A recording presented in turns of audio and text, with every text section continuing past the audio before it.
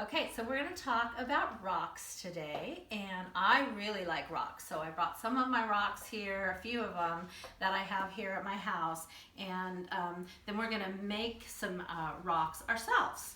So one of the things about rocks is that rocks are made up of minerals. So a lot of different minerals make up rocks, and they all come from different places, those minerals and those rocks.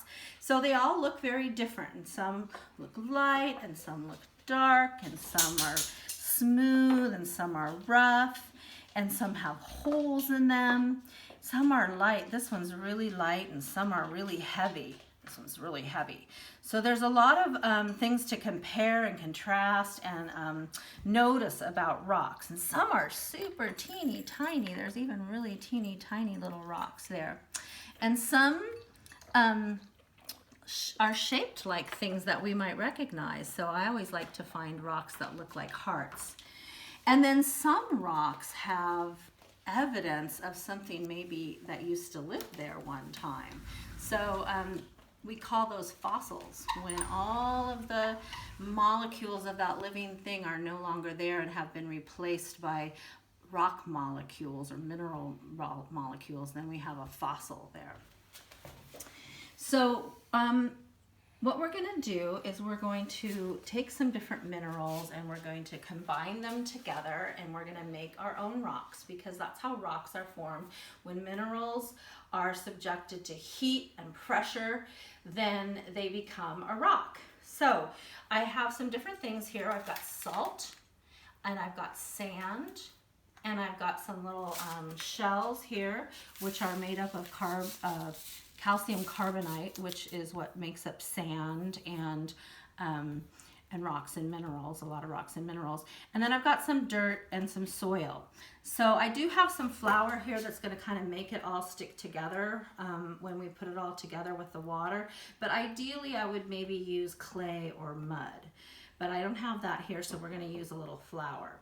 So I'm just going to take a scoop of these things, and I think you could let's put these things out and let children kind of take whatever they wanted to and put them together. Put some flour. I'm going to put some pretty blue shells and rocks in there. There's some pretty things in there to make it kind of shiny, and then maybe a few little rocks in there. And then I'm going to add some water and mix that all up. And so what I'm going to do now is just like what the earth would do, would be there'd be a lot of pressure. I'm going to make pressure on all of these minerals here, and then we can put them out in the sun and put some heat on them, just like the minerals that would be forming a rock would be subjected to heat and pressure. So once I mix all that up, pressure, pressure, pressure, I'm going to have this big rock. And you can see there's all kinds of pretty little elements that kind of shine and sparkle in there, and that you can kind of see make up that rock, all these little minerals. And this one I put out in the sun. It's and it looks different now that it's been out in the heat.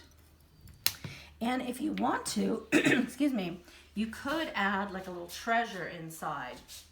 So that kind of is an exciting thing to do. Like you could put some beach glass. So glass is really sand that's been subjected to really strong, intense heat. Like when lightning hits the sand, it creates glass.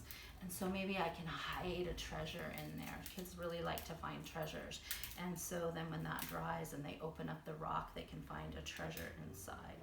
So those are my treasure rocks. And sometimes I do this activity at the end of the year, and I make a treasure map and let the kids go out and find the treasure rocks, and then they can open them up and see what's inside of them. All right, well, that's my treasure rock activity. Thanks a lot.